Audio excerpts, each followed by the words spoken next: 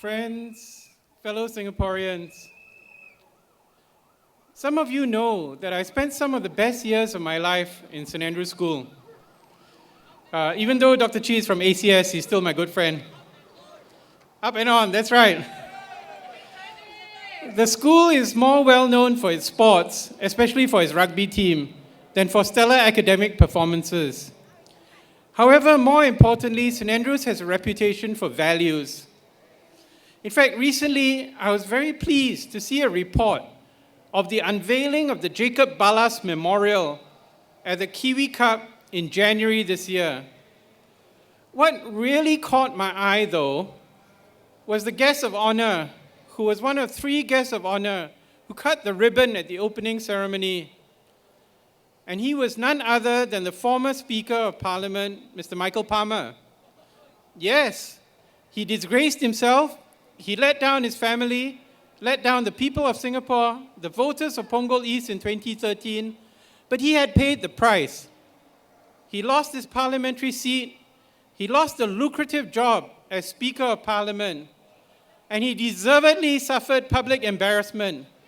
And that was in 2013. But in January 2016, St. Andrew's School accepted him back as an old boy who was not defined solely by the acts of bad behavior. That made me proud to be a saint, someone who's part of the St. Andrews family. And that is what I was talking about when I referred to not judging Mr. David Ong in my statements last weekend.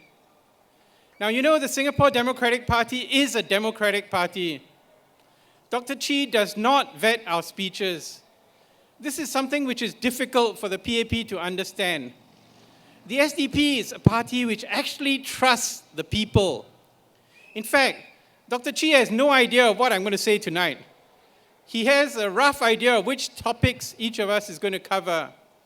And sometimes we make mistakes. In the first rally speech, a couple of speakers made jokes about Mr. David Ong. And Dr. Chi called us out on that in person, by email, and in the second rally, he spoke, reminding us to stop criticizing Mr. David Ong personally. And as you can see, that has not happened in subsequent rallies. It is really sad that those remarks that we made have been distorted so badly by our media and politicians. In fact, I wouldn't be surprised if tomorrow's newspapers are full of accounts of cabinet ministers proclaiming how astounded they are that a professor of infectious disease is promoting adultery. Yesterday, when I was in a bookstore, a distinguished former journalist came up to me and asked me, "Why did you say that character does not matter?" I said to him, "I never said that, but your former colleagues in the newspaper did." He shook his head and he said that he's no longer with the paper anymore. And this is what I was referring to during the first rally, when I pointed out how the odds are stacked against the alternative parties, with the PAP's total control of the media and the People's Association with its $1 billion a year budget. Some of us have tried to correct that by literally putting our money where our mouths are. Last year was my Jubilee year. It was my 50th birthday year.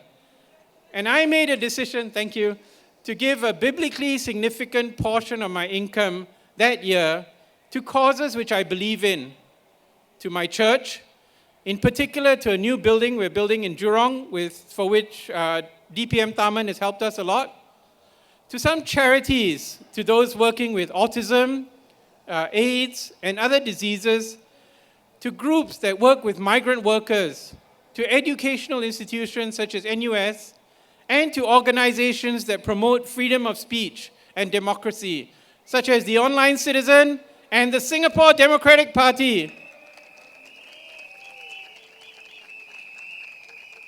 I know that there are many others who have done the same. In fact, last year, before the general election, an NUS professor came up to me and said, "How can I give money to the party but not have my name recorded?" I half-jokingly told him, "You know, a lot of people buy our umbrellas and mugs." To my surprise, after the election, he told me, "I now have a huge collection of SDP umbrellas. Can I give you 1 or 2 of them?" This climate of fear, fortunately, is slowly disappearing. Many of us were very encouraged 2 nights ago when we saw Pua Chu Kang's mother, Pua Ama, here on stage. I mean, Neo Swee Lin. She spoke up for Dr. Chi and against the gutter politics that have been practiced during this campaign. 2 years ago, when Dr. Chi was selling books at Raffles Place, people used to walk across the road, cross by on the other side of the street, and pretend they didn't see him.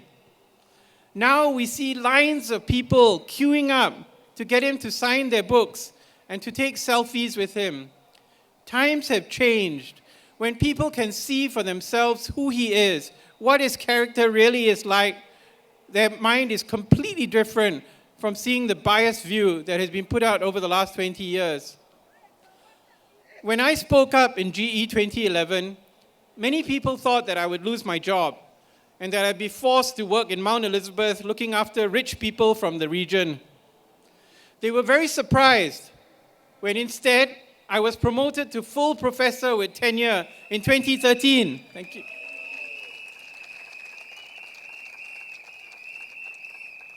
In the last week, I have received a tremendous amount of support from many people at work, from senior colleagues to junior staff, house officers, nurses, even the guys at the parking area. The knuckle duster era is well and truly over.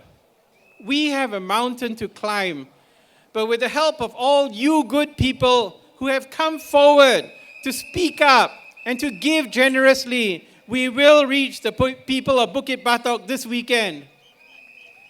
We will reach them with the message that now is the time for change. Now is the time for a full-time MP. Now is the time to have somebody carry your thoughts, your dreams, your aspirations into Parliament. We in the SDP are like our candidate, Dr. Chi. We will not give up. No matter how high the mountain is, we will keep climbing.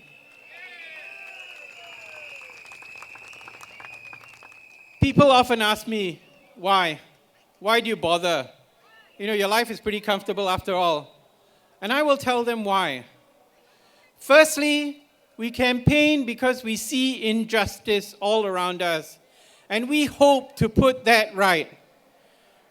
We want a better Singapore and are prepared to work for it and to give to the cause if we have the means. We hope that an independent voice in Parliament will make a difference. We believe that now is the time to put Dr. Chee Soon Juan in Parliament.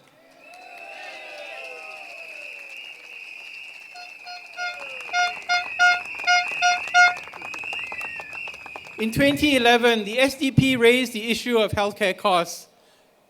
You know the famous saying, 在新加坡可以死，不可以生病. And since then, the government has more than doubled its healthcare expenditure from $4.7 billion in 2012 to $11 billion in fiscal year 2016. But despite this huge increase in expenditure, there are still major gaps in healthcare coverage for ordinary Singaporeans. For example, during our home visits, we have encountered numerous individuals who miss their clinic appointments or procedures for simple reasons, such as having no one take them to the hospital or clinic. Some of them didn't respond to standard drug treatment, so they need expensive, non-standard drugs. And these are only covered by complicated, means-tested subsidies. None of the numerous, incredibly complex medical support schemes, such as MediShield, MediSave, MediFund, Pioneer Generation Package, CHAS Blue, CHAS Orange, routinely provide transportation to and from clinics. What's the point of having the best medical care in the world if you cannot reach it? And that's another classic example of a policy that looks good in some scholar's office, but has serious concerns when applied to the real lives of elderly and disabled residents. And that's what we are going to be talking about. When the SDP launched our healthcare plan in 2012, it was written mainly by my GP colleagues, Dr. Tan Lip Hong and Dr. Leong Yen Hoi, together with a team of healthcare professionals. They are people who see patients in the heartlands, day in, day out. They know what's going on. They're not sitting in some fancy office with scholars and administrators. We called for a genuine universal health insurance program that provides evidence-based healthcare to all in Singapore. We agreed that everyone should be covered by universal health insurance, just like MediShield Life, but we suggested that the government should pay the fees for those who couldn't afford to pay, rather than locking them up. And that seems to be the way MediShield Life is structured. If you don't believe me, go to the MOH website, to the frequently asked questions on MediShield Life, and it states very clearly, and I quote, "However, if an insured person is informed that he is restricted from leaving the country until his premiums are paid, but still tries to leave the country, he will be arrested." What kind of health insurance is that threatens people with arrest if they cannot pay? MediShield Life, which is the flagship of the government's healthcare reform, is an improvement on MediShield in that it covers pre-existing medical conditions. Thanks to a parliamentary question by Mr. Gerald Giam from the Workers' Party, we now know that MediShield was the world's most profitable public sector health insurance policy. With MediShield Life, the premiums have gone up across the board, but the deductibles have barely changed. What this means is for those over the age of 80 in a C-class ward, the first $2,000 in a calendar year cannot be claimed under MediShield Life. You have to pay cash or MediSave. So it's obvious that the majority of hospitalizations are actually not covered by MediShield Life because of these high deductibles. Furthermore, very few outpatient procedures are covered, mainly those in cancer or kidney failure. As a result, according to the Minister of Health during the recent COS debate, the MediShield Life payout from December 2015 to February 2016 was only $136 million. If we multiply that by 4 or even 5 times, it reaches a total of $680 million a year, or less than 5% of total health expenditure, both public and private in Singapore every year. Where does the other 95% come from? It comes from government subsidies, employer-funded health insurance, and out-of-pocket expenditure, including MediSave. In other words, MediShield Life, which was featured in all those fancy videos, is really a very small part of the complex healthcare financing in Singapore. Where did all those billions of dollars in extra spending go to then? These are the questions we need someone brave enough like Dr. Chee Soon Juan to ask in Parliament.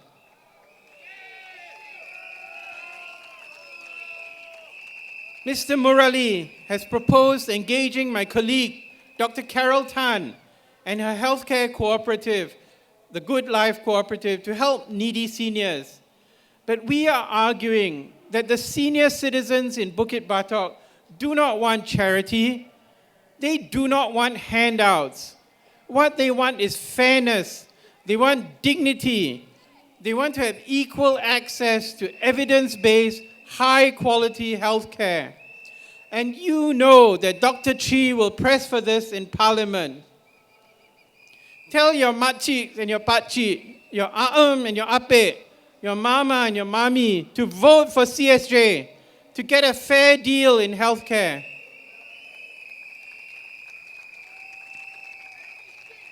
They know they do not want some fancy wayang. They need the assurance that they can afford to get sick and they do not need to suffer and die needlessly in modern Singapore. Dr. Chee is someone who has spent the last 20 plus years speaking up for the last and the least in our society. He has been called all kinds of names, including a political failure in the foreign media by Minister Chan Chun Sing. Don't boo. In spite of this, he has remained dedicated to the cause of freedom and democracy for Singaporeans. I have no doubt that in a few years' time, Singapore will become a normal, developed country with a freer press, open discussion and debate on political issues that are relevant to all Singaporeans. The government will become more transparent and accountable. There will be freedom of expression for talented Singaporeans.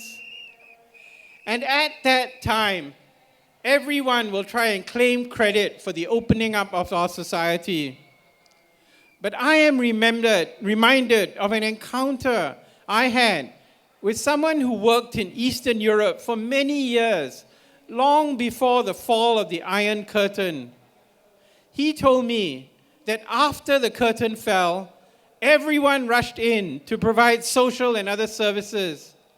But the people there recognized him more than anyone else. And the reason was because he had been there for years when the going was tough. Their comment to the others was this: when it was hard, when it was risky to help us, where were you? When it was not popular to take a stand, where were you?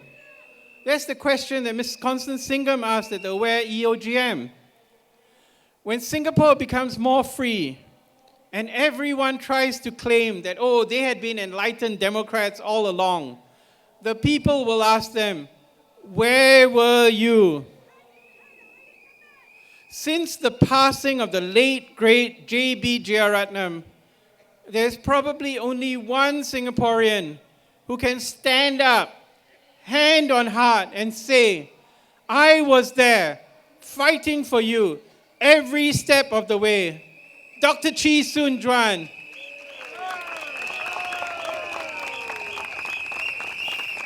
Now is the time. Vote Dr. Chee. Full-time MP for Bukit Batok. Vote SDP. Thank you very much. Thank you, Dr. Paul Tambyah. 谢谢戴玛雅博士。